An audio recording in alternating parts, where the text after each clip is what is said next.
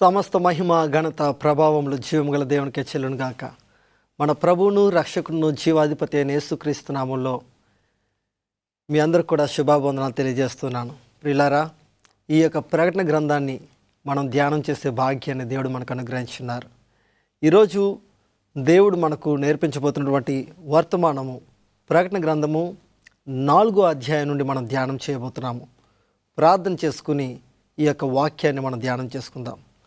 పరిశుద్ధుడా, ప్రేమగల మా తండ్రి, సర్వకృపానిధియగు దేవా, ఈ సమయంలో మీ వాక్యాన్ని మేము తెరచి ధ్యానం చేయుచుండగా ఈ ప్రకటన గ్రంథ ధ్యానాల్లో మీరు మాకు తోడుగుండి నడిపిస్తున్నందుకు వందనాలు. మీ పరిశుద్ధాత్మ ద్వారా మీరే మాకు బోధించి నేర్పించి మీ చిత్తానుసారంగా మమ్మల్ని జీవింపచేయమని, ఈ వాక్యాన్ని వీక్షిస్తున్న మీ బిడ్డలను ప్రత్యేక రీతిలో దీవించి ఆశీర్వదించి వారి కుటుంబాల్లో మీ సమాధానంతో నింపి నడిపించమని యేసుక్రీస్తు నామముపేట వేడుకొంచున్నాం పరమ తండ్రి, ఆమేన్.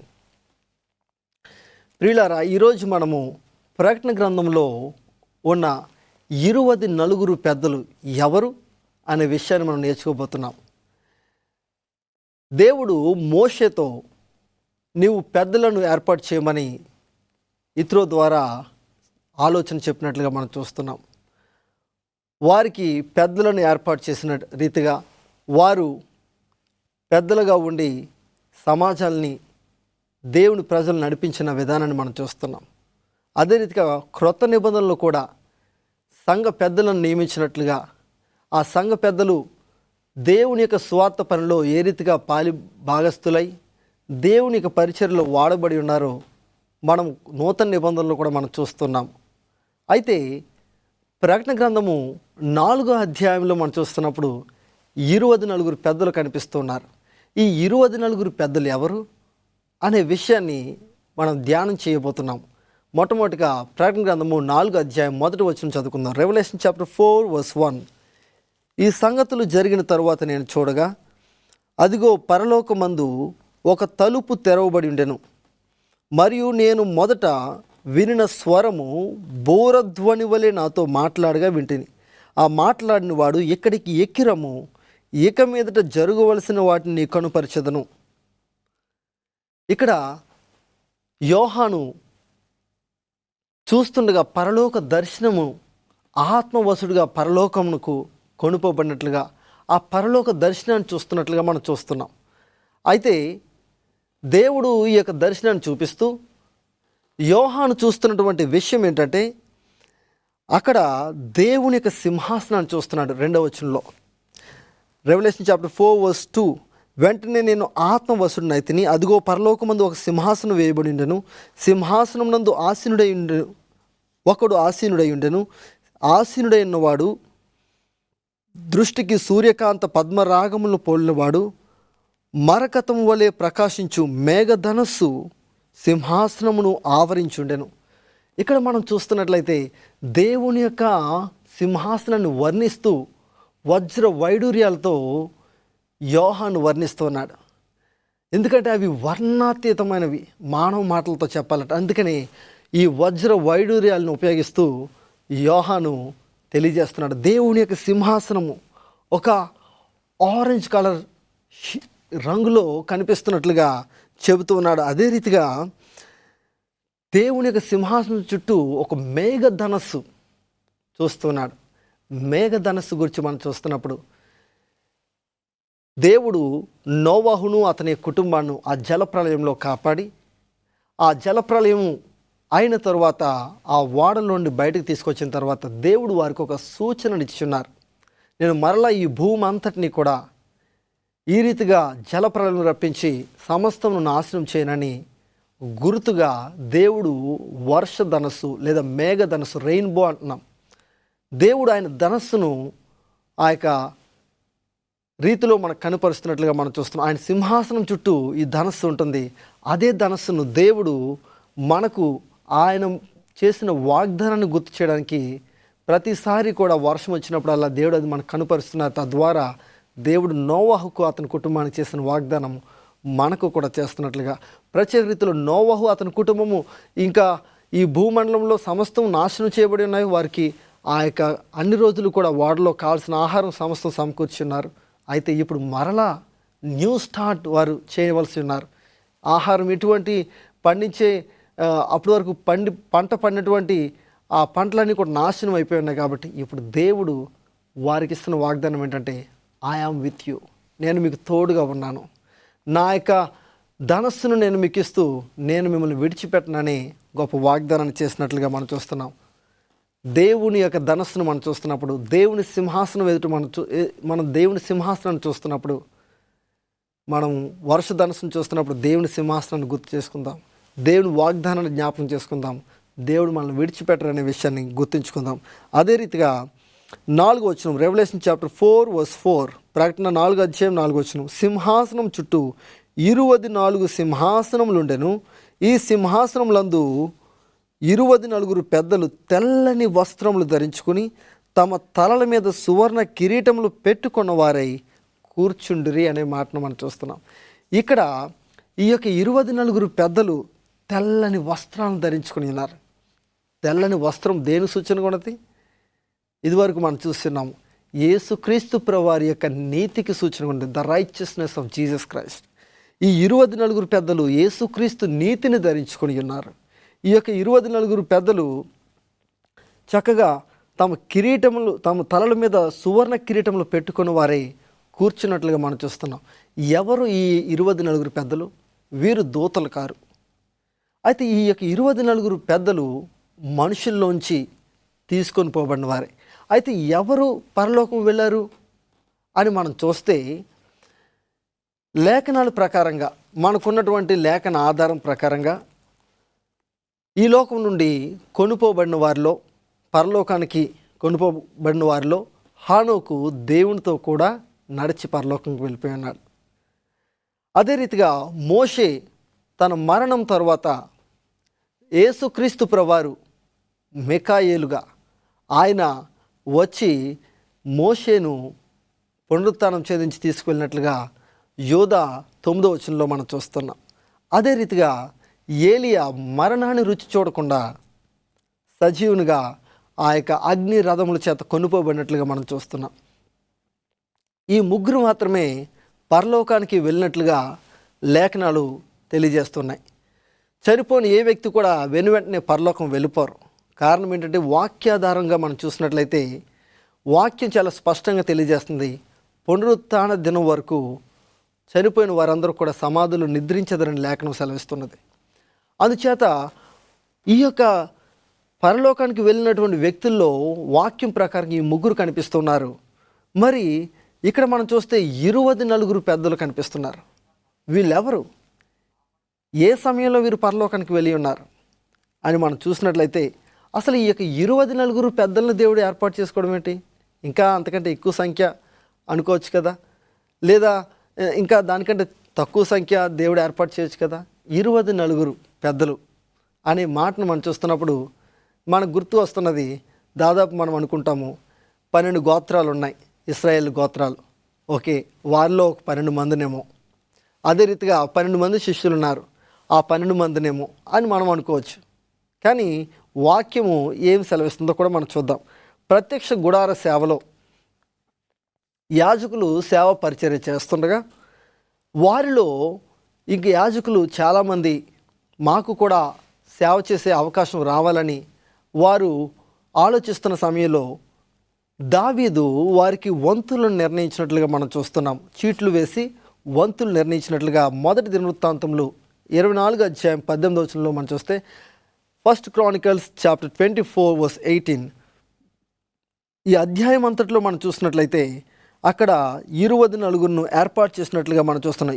23వది దెలయ్యాకు, 24వది మయజ్జాకు పడెను. ఈ చీట్లు వేసినప్పుడు యాజక సేవను జరిగించడానికి సంవత్సరానికి 12 నెలలు. ఈ 12 నెలల్లో నెలకి 30 రోజులు.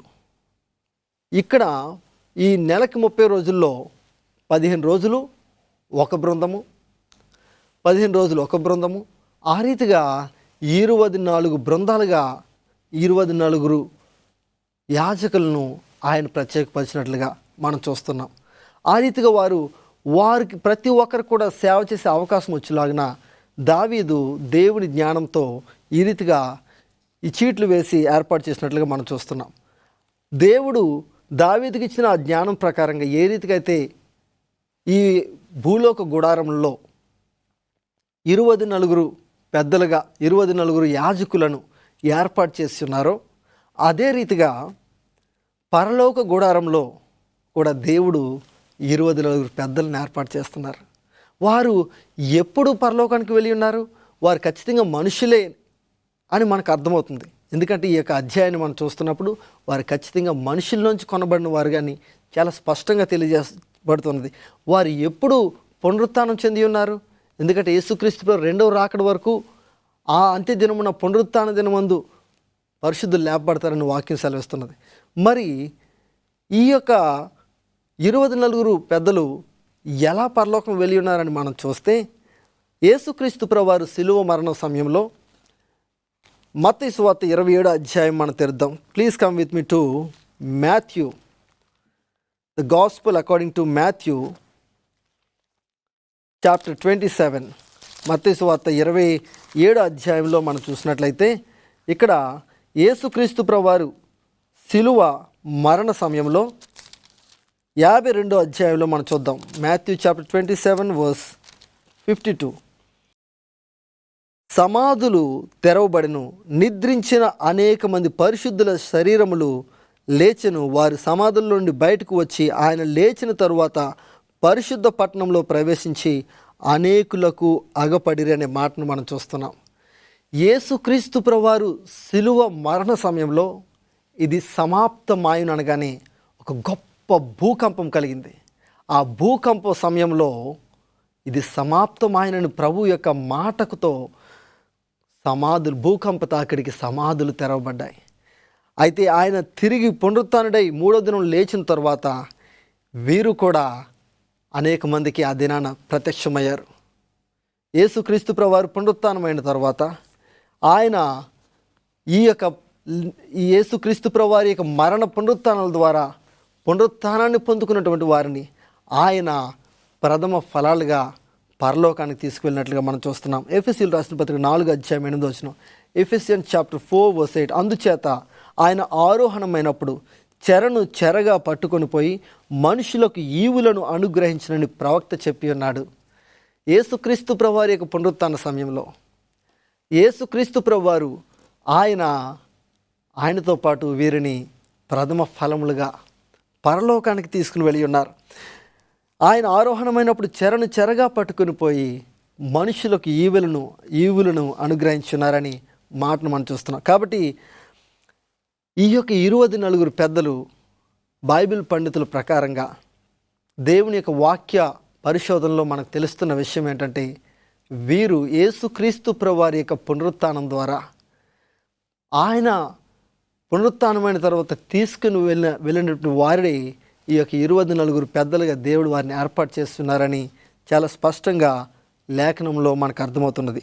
ఈ 24 పెద్దలు ఆర్ దీస్ 24 ఎల్డర్స్ సెయింట్స్. వీరు పరిశుద్ధులా? వీరు ఎన్నడూ కూడా పాపం చేయలేదా అంటే రోమిలు రాసిన పత్రిక 3వ అధ్యాయం 23వ వచనం మనం చూస్తే రోమన్స్ చాప్టర్ 3 వర్స్ 23, ఏ భేదమును లేదు, అందరూ పాపం చేసి దేవుడు అనుగ్రహించు మహిమను పొందలేకపోతున్నారు. ఏ భేదం లేదు, అందరూ కూడా పాపం చేసిన వారు ఈ లోకంలో. అయితే అందరూ పాపం చేసి దేవుడు అనుగ్రహించి మహిమను పొందలేకపోతున్నారని లేఖనం సెలవిస్తున్నది. యేసుక్రీస్తు ప్రభువారు తప్ప ఈ లోకంలో పుట్టిన నరుడు ప్రతి ఒక్కరు కూడా ఏదో సమయంలో పాపం చేసిన వారే. అయితే వారు యేసుక్రీస్తు రక్తము ద్వారా శుద్ధీకరించబడి ఈ యొక్క 24 పెద్దలుగా పిలువబడుతున్న వారు యేసుక్రీస్తు రక్తము ద్వారా విమోచించబడిన వారని మనకు అర్థమవుతున్నది. వీరు ఆయన రక్తము ద్వారా కడుగుబడి పరిశుద్ధులుగా తీర్చబడినట్లుగా మనం చూస్తున్నాం. There is a saying, every saint has the past, every sinner has a future. ప్రతి ఒక్క పాపికి, ప్రతి ఒక్క పరిశుద్ధునికి ఒక గతం ఉంటుంది. ప్రతి ఒక్క పాపికి ఒక నిరీక్షణ ఉంటుంది. అంటే ప్రతి ఒక్క వ్యక్తి కూడా యేసుక్రీస్తు రక్తం ద్వారా every one has a journey of change and redemption. ప్రతి ఒక్క వ్యక్తి కూడా ఈ లోకంలో ఒక విమోచన క్రియ ద్వారా ఒకప్పుడు పాపులైనప్పటికీ పరిశుద్ధులుగా తీర్చబడి ఉన్నాం. మనము మునుపు దూరస్థులమైన మనము క్రీస్తు ద్వారా సమీపస్థులమై ఉన్నాం. మనలను ఈ లోకంలో అంధకార క్రియల నుండి, బంధకాల నుండి, విగ్రహారాధన నుండి యేసుక్రీస్తు ప్రభువారు ఆయన ప్రేమలోనికి, ఆయన సత్యంలోనికి మనల్ని నడిపించున్నారు. మనల్ని పరిశుద్ధులుగా ఆయన యొక్క పరిశుద్ధ రక్తంతో కడిగి శుద్ధీకరించి నీతి వస్త్రాన్ని కప్పి పరిశుద్ధులుగా తీరుస్తూ ఉన్నారు. పరిశుద్ధ గ్రంథంలో మనం చూసినట్లయితే యాకోబు పాపం చేస్తున్నాడు. యాకోబు తన యొక్క తండ్రిని మోసం చేస్తున్నాడు. మోసం చేసి ఆశీర్వాదాన్ని పొందుకుని ఉన్నాడు. అయితే ఆ తరువాత తన జీవితంలో గొప్ప మారు మనసు, పశ్చాత్తాపం ద్వారా దేవుని సన్నిధిలో మొరపెట్టడం ద్వారా పరిశుద్ధునిగా తీర్చబడి ఉన్నాడు. యాకోబు మోసగాడు కాస్త యాకోబు పేరు మార్చబడింది, ఇశ్రాయేలుగా మార్చబడింది.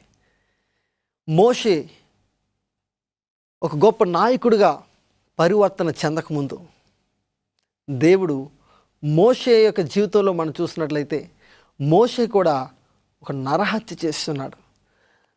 ప్రజలను రక్షించాలనే తాపత్రయంతో తన సొంత ప్రయత్నాల ద్వారా ప్రజలను రక్షించాలనుకున్నాడు. అయితే తరువాత అతడు అక్కడి నుండి పారిపోయి వెళ్ళిపోయిన తర్వాత ఆ మిద్యాను ఎడారిలో గొర్రెలు కాస్తూ ఉన్న సమయంలో గొప్ప ఆత్మీయ పాఠాలు నేర్చుకుని ఉన్నారు. దేవుడు ఆయన్ని పిలుచుకొని ఉన్నారు. దేవుని దర్శనం ఇవ్వడం ద్వారా దేవుడు ఆయన ప్రత్యేకపరుచుకొని ఉన్నారు. ఆయన పాపాన్ని ఒప్పుకున్నప్పుడు ఆయన్ని పరిశుద్ధపరిచి ఆయనను గొప్ప నాయకునిగా చేస్తున్నారు. అహరోను నిర్గమకాండం 32 అధ్యాయంలో మనం చూసినట్లయితే అహరోను దేవుని యొక్క యాజకుడిగా ఎంపిక చేయబడినవాడు. మనుషుల చేత ప్రలోభ పెట్టబడి దూడను తయారు చేస్తున్నాడు. అంటే ఆయన పరిశుద్ధంగా ఉండవలసిన వ్యక్తి పాపంలో పడిపోయి ఉన్నాడు. అయినప్పటికీ తర్వాత పశ్చాత్తాప హృదయంతో దేవుని సన్నిధిలో మొరపెట్టినప్పుడు దేవుడు ఆయన క్షమించి ఉన్నారు. ఈ లోకంలో ప్రియ సహోదరుడు సహోదరి, వాక్యం సెలవిస్తున్నది రోమిల్ రాసిన పత్రిక 3:23 రోమన్స్ చాప్టర్ 3:23 ఏ భేదమును లేదు, అందరూ పాపం చేసి దేవుడు అనుగ్రహించి మహిమను పొందలేకపోతున్నారు.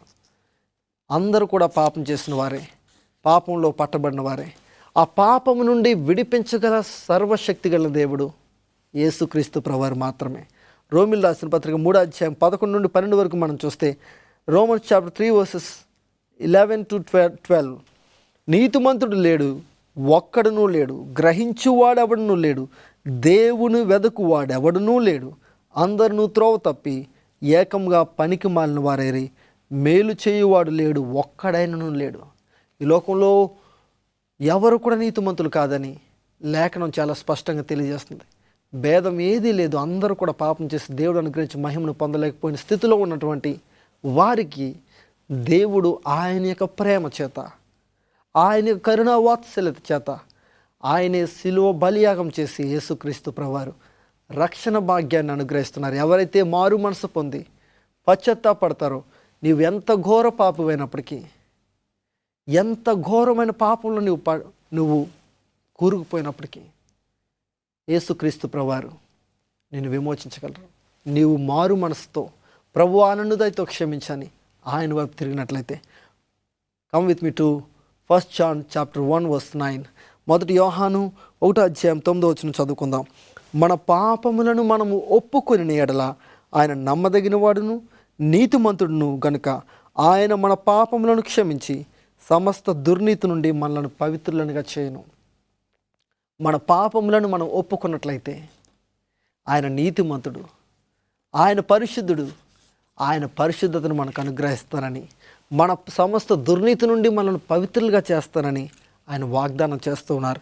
మీకా 7:19 మైకా చాప్టర్ 7:19 ఆయన మరలా మన యందు జాలిపడును, మన దోషములను అణచివేయును, వారి పాపములన్నిటినీ సముద్రపు అగాధములలో నీవు పడవేతువు. ఎంత ఘోర పాపి అయినప్పటికీ యేసు ప్రభు పాదాల యొద్దకు వచ్చి పశ్చాత్తాప హృదయంతో మొరపెట్టినప్పుడు యేసుక్రీస్తు ప్రభువారు మన పాపములను సముద్ర అగాధంలోనికి పాడవేస్తారని, ఆ పాపాలని ఆయన వాగ్దానం చేస్తున్నారు. మన పాపాలను ఇంకా ఎన్నటికీ జ్ఞాపకం చేసుకోనని వాగ్దానం చేస్తున్నారు. Revelation chapter 4:11. Come with me to Revelation chapter 4:11. ప్రకటన 4:11. ఆ 24 పెద్దలు సింహాసనమునందు ఆసీనుడైండు వాని ఎదుట సాగిలపడి యుగ యుగములు జీవించుచున్న వానికి నమస్కారం చేయుచు, ప్రభువా మా దేవా, నీవు సమస్తమును సృష్టించితివి, నీ చిత్తమును బట్టి అవి ఉండెను, దానిని బట్టి సృష్టింపబడిన గనుక నీవే మహిమ ఘనత ప్రభావములు పొందనర్హుడువని చెప్పుచూ తమ కిరీటములను ఆ సింహాసనం ఎదుట వేసిరి. ఇక్కడ మనం చూస్తున్నాము ఈ యొక్క 24 పెద్దలు, ప్రభువా నీవే యుగ యుగములు జీవించువాడవు, నీవే సమస్తమును సృష్టించిన వాడవు, నీ యొక్క కృపా వాత్సల్యతను బట్టి, నీ యొక్క కృపను బట్టి నీవు మమ్మల్ని విమోచించున్నావని, నీవే యుగ యుగములు స్తుతి నొందదగిన వాడవని దేవుని ఘనపరుస్తూ ఉన్నారు. ఆయన మహిమ కొరకు మనల్ని సృజించున్నారు. ప్రియులారా, యేసుక్రీస్తు ప్రభువారిని మనం ఎందుకు స్తుతించాలంటే, మనం ఎందుకు ఘనపరచాలంటే, మొట్టమొదటిగా ఆయన మనలను సృష్టించున్నారు. రెండవదిగా ఆయన మనలను మన పాపం నుండి విమోచించున్నారు, ఆయన శిలువ రక్తం ద్వారా, ఆయన బలియాగం ద్వారా. కాబట్టి మనము ఆయనకు 2 సార్లు ఆయనకు చెందినవారు. We are his twice. మనలను ఆయన సృష్టించున్నారు, మనలను విమోచించున్నారు. 2 రీతిలుగా మనం ఆయనకు చెందినవారు. ఒక అబ్బాయి ఉన్నాడు. ఆ అబ్బాయి తన యొక్క తండ్రి చక్కని వస్తువులను అనుగ్రహిస్తే తన యొక్క తండ్రి కార్పెంటరీ షాప్లో ఒక చక్కని బోట్ తయారు చేసుకుని ఉన్నాడు. ఆ బోట్ తయారు చేసుకుని ఆ వుడెన్ బోట్ పై ఒక చక్కని తన పేరు రాసి అక్కడ నీవు నాదాను అని ఆ బోట్ మీద రాసి యు ఆర్ మైన్ అని రాసి తన సంతకం పెట్టి ఉన్నాడు. ఆ యొక్క పడవను చక్కగా ఆడుకోవడానికి తీసుకుని వెళ్ళి ఆ పడవను ఆ నదిలో ఆడుకుంటున్న సమయంలో ఆ యొక్క పడవ తాడు కట్టి చక్కగా ఆడుకుంటుంటే చక్కగా తేలియాడుతూ అది చక్కగా ఆడుకుంటున్నాడు. తర్వాత వాటర్ ప్రవాహానికి, ఆ నీటి ప్రవాహానికి ఆ తాడు తెగిపోయి ఆ పడవ కొట్టుకుపోయింది. తర్వాత ఆ పడవ పోయిందని ఎంతో ఆందోళనలో, బాధలో, విచారణలో ఉన్నాడు. తర్వాత కొంతకాలం తర్వాత దగ్గరలో ఉన్నటువంటి పట్టణంలో ఒక విషయమై వెళ్ళినప్పుడు ఒక షాప్లో ఆ పడవ కనిపించింది. తాను ఏ అయితే రెడ్ కలర్ వేసుకుని ఉన్నాడో ఆ రెడ్ కలర్ పడవలా తన పడవలా ఉందని అక్కడికి వెళ్ళి చూస్తే దాని క్రింద భాగం చూస్తే యు ఆర్ మైన్ అనే మాట రాయబడింది. తనదని అర్థమైంది. ఆ యొక్క షాప్ ఓనర్ని అడిగితే ఇది నీదై ఉండొచ్చు, కానీ నువ్వు డబ్బులు కొనుక్కోవాలి, మరలా ఇది నాది ఇప్పుడు అని చెప్పినప్పుడు ఆ అబ్బాయి డబ్బులు పోగేసుకుని వెళ్ళి దాన్ని కొనుక్కొని తర్వాత దాన్ని తీసుకుని దాన్ని ముద్దు పెట్టుకుని యు ఆర్ మైన్ ట్వైస్ అన్నాడు. అదే రీతిగా ప్రియులారా, మనము మన ప్రభువు మనల్ని చేసుకుని ఉన్నారు. మనం తప్పిపోయినప్పుడు మరలా ఆయన మనల్ని పొందుకోవడానికి ఆయన రక్తాన్ని ఇచ్చి మనల్ని విమోచించుకుని ఉన్నారు. We are his twice. ప్రార్థన చేసుకుందాం. పరిశుద్ధుడా, ప్రేమ గల మా తండ్రి, 24 పెద్దలను ఏర్పాటు చేసుకుని మాకు మాదిరిగా ఉంచి మీరు వారిని విమోచించి రక్షించిన రీతిగానే మమ్మల్ని కూడా విమోచించగలరని గొప్ప ఆత్మీయ పాఠాలు నేర్పిస్తున్నందుకు మీకు వందనాలు. ఇంకా ఈ ప్రకటన గ్రంథ ధ్యానాల్లో ముందున్న రోజుల్లో ఇంకా అనేక ఆత్మీయ పాఠాలు నేర్చుకోవడానికి మాకు సహాయం దయచేసి నడిపించమని మా ప్రభుని అతి త్వరలో రాని అన్న యేసుక్రీస్తు నామమున వేడుకొంచున్నాం పరమ తండ్రి.